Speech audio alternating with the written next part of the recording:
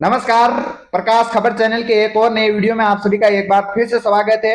दोस्तों, आज हम चार ऐसे बड़े राजनेताओं की पोल खोलने वाले हैं इस वीडियो में, जिन्होंने ईपीएस 95 पेंशन धारकों के साथ खुले तौर पर है वो गद्दारी की।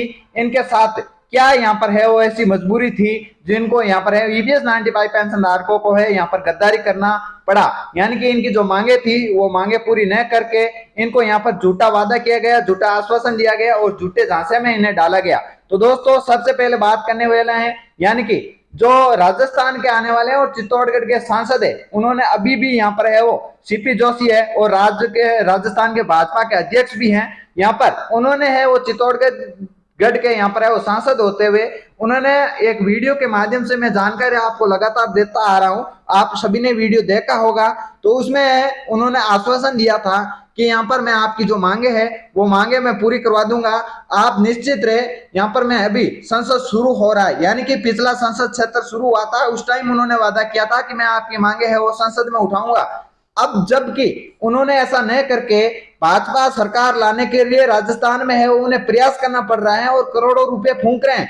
और एक के यहाँ पर दिल्ली के न्यूज़पेपर में भी ये रिपोर्ट आई थी कि यहाँ पर चुनाव के रूप में है वो चुनाव में जो पैसा लगा रहे हैं वो ईपीएफओ से लेकर सरकार है वो चुनाव में प्रचार कर रही है। ईपीएस 95 पेंशन धारकों का जो पैसा है वो पैसा इनको यहाँ पर है वो घोर विरोध करना चाहिए। ईपीएस 95 पेंशन धारकों को क्यों ईपीएफओ है वो पैसा इन्हें सरकार को दे रहा है और ईपीएस 95 पेंशन धारकों का पैसा यहाँ पर है वो चुनाव के प्रचारों में काम लिया जा रहा है। लगातार मैं दूसरे तौर पर बात करने वाला हूँ यहाँ पर जो स्मृति ईरानी जी, यहाँ पर उन्होंने रेलवे यानी कि एयरपोर्ट पर है वो यहाँ पर आश्वासन दिया था, वो कहीं पर जा रहे थे उस समय ईपीएस 95 पेंशन धारकों में एनएससी के राष्ट्रीय अध्यक्ष और काफी यहाँ पर है वो जो एनएससी के यहाँ पर मेंबर है उनसे मुलाकात की और मांग करते हुए कहा कि मैं आपकी जो मांगे है वो पूरी करवा कर ही मानूंगी। जबकि उन्हें ऐसा ना कर संसद में एक और अलग मुद्दा उठाया। क्या मुद्दा उठाया? राहुल गांधी के ऊपर आरोप लगाए थे। इसके बजाय यदि आरोप लगाने की बजाय ईपीएस 95 पेंशन धारकों की मांग उठाती वो स्मृति ईरानी, तो अभी तक ईपीएस 95 पेंशन धारकों की है वो मांगे पूरी हो जाती और वो अपने घर पर चले जाते। क्यों अपने आप को यहाँ पर है वो सड़कों पर परेशान हो रहे हैं? उनकी जो मांगे है वो क्यों पूरी नहीं की जा रही है? और ईपीएस 95 पेंशन धारकों के साथ इससे बड़ी गद्दारी क्या हो सकती है? जब ईपीएस 95 पेंशन धारकों को कहा गया, उन्हें यहाँ पर है वो कहा गया कि ईपीएस 95 पेंशन धारकों को कि मैं आपकी जो मांगे है वो संसद सत्र में उठाऊंगी और आपकी मांगे है वो पूरी करवाने के लिए प्रधानमंत्री जी से मैं अलग से मुलाकात करूंगी। अभी तक उसका कोई भी रेफरेंस नहीं आया, कोई भी ऐसा यहाँ पर है वो उन्होंने मांग पूरी करवाने का कोई भी किसी प्रकार की बातचीत नहीं हुई।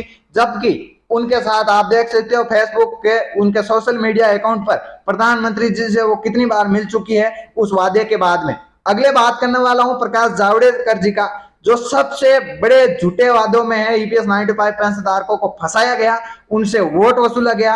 वो वसूला गया है 2014 के अंदर। उन्होंने वादा किया था कि मैं ईपीएस 95 पेंशन धारकों की जो मिनिमम पेंशन 1000 रुपए है वो 1000 रुपए से बढ़ाकर है वो आपकी 3000 रुपए कर दी जाएगी। तो ईपीएस 95 पेंशन धारकों की मांग है 7500 रुपए करने की।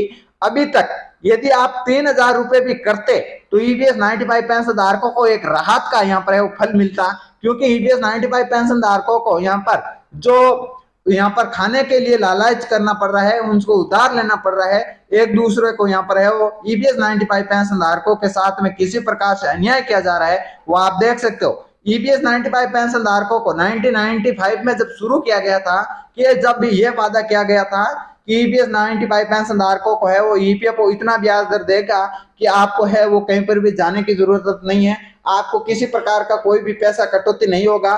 जबकि अब हायर पेंशन लेने के लिए, हायर पेंशन का लाभ लेने के लिए ईपीएफओ है वो यानी कि उसको वो बोल रहा है कि आपको एक निश्चित अमाउंट है वो कैलकुलेशन करके बताया जाएगा, वो पेंशन हायर पेंशन उठाने के लिए आपको यहाँ पर है वो पैसा जमा करवाना पड़ेगा।